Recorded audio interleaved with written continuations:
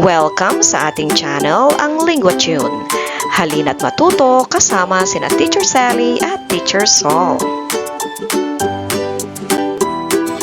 Ngayon ay mapapakinggan mo ang mga seleksyon sa Phil-Erie Filipino Grade 3. Narito ang ikalawa at huling bahagi ng pananapos na pagtatasa sa Filipino para sa ikatlong baitang.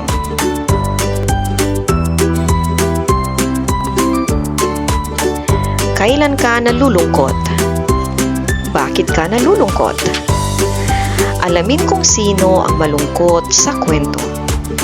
Bakit kaya siya malungkot? Ang pamagat ng ating kwento ay si Paru-Paro at si Alitap-Tap. Malungkot si Alitap-Tap. 3 araw na siyang hindi kumakain. Masakit na ang kanyang tiyan. Kahit malakas ang ulan, hinanap niya ang kaibigang si Paru-Paro. Hihingi siya ng tulong dito. Nabigla si Paru-Paro nang makita si Alitap-Tap. Basa at nangihina ito. Dali-dali niya itong pinatuloy at pinakain. Niyakap niya ito pagkatapos. Mahal niya ang kaibigang si Alitap-Tap. Dalhin mo itong pagkain. Sa susunod, mag-imbak ka ng pagkain. Sumamama ng panahon, di ka magugutom, payo ni Paru-Paro. Tatandaan ko, kaibigan. Salamat muli, nakangiting wika ni Alitap-Tap. Masaya itong lumipad pauwi. Makinig sa mga tanong at piliin ang tamang sagot. Bakit malungkot si Alitap-Tap sa simula ng kwento? A. Nabasa siya ng ulan. B. Gusto na niyang kumain. C. Walang tumutulong sa kanya.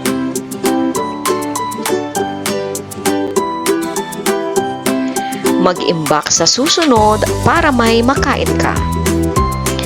Ang ibig sabihin ng mag-imbak ay A. Maghanda.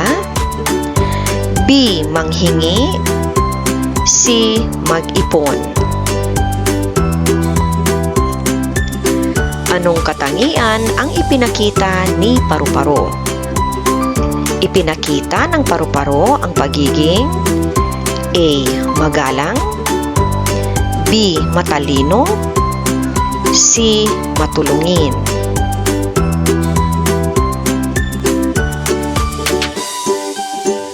Ano ang naramdaman ni Alitap-Tap sa ginawa ni Paru-Paro?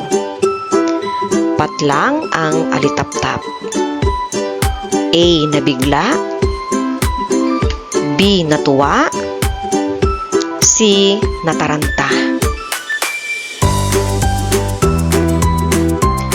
Alin sa sumusunod ang isa pang magandang pamagat ng kwento? A. Ang mahalagang bilin ng Paru-Paro. B. Nang bisitahin ni Paru-Paro si Alitap-Tap. C. Ang magkaibigang Paru-Paro at Alitap-Tap.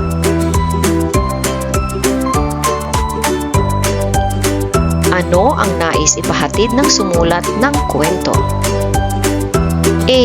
Mainam ang nag-iimbak ng pagkain. B. Manghihina ang mga nababasa sa ulan. C. May tutulong sa atin kapag malakas ang ulan.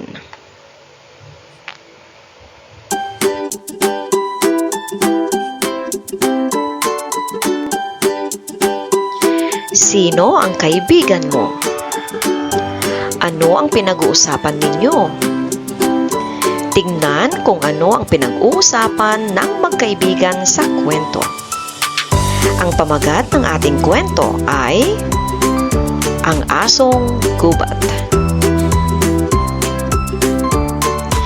Kaibigan, marami akong alam na hindi mo alam. Pagmamalaki ng asong gubat sa pusa.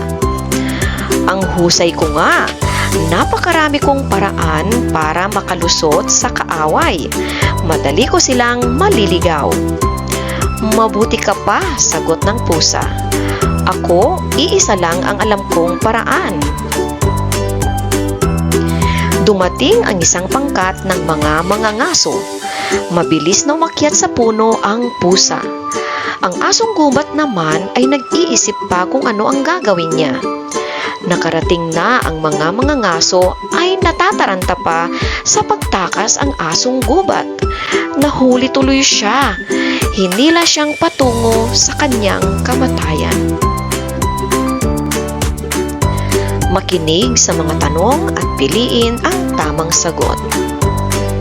Sino ang nagmamalaki sa kwento?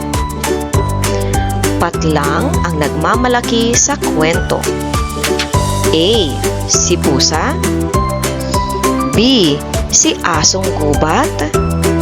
C. Ang mga mangangaso.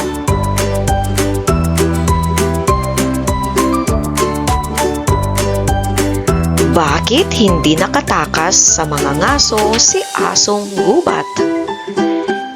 Hindi nakatakas si asong gubat dahil A. Nagpaliwanag pa siya sa pusa. B. Mabilis kumilos ang mga ngaso. C. Hindi niya alam kung ano ang gagawin.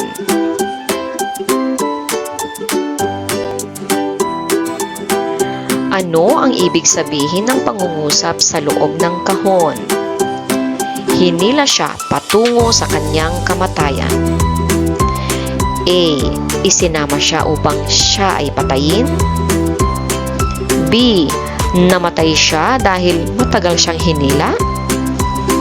C. Kamatayan ang lugar na kanyang pupuntahan.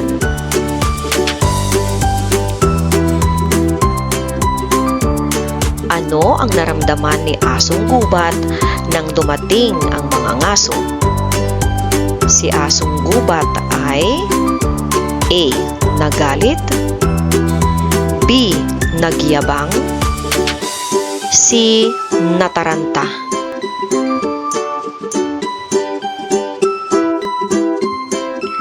Ano ang nais ipahatid ng sumulat ng kwento? A. Iwasan ang pagyayabang. B. Makaliligtas kung alam iligaw ang kaaway. C. Siguradong makaliligtas kung marunong umakyat ng puno.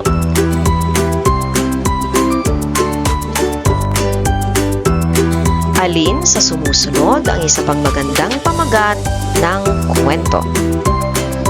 A. Ang mahusay na asong gubat. B. Ang mayabang na asong gubat. C. Ang walang awa na mga mangangaso.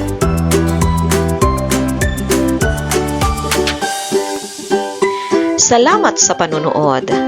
Huwag kalimutang mag-like, mag-comment, mag-share at mag-subscribe.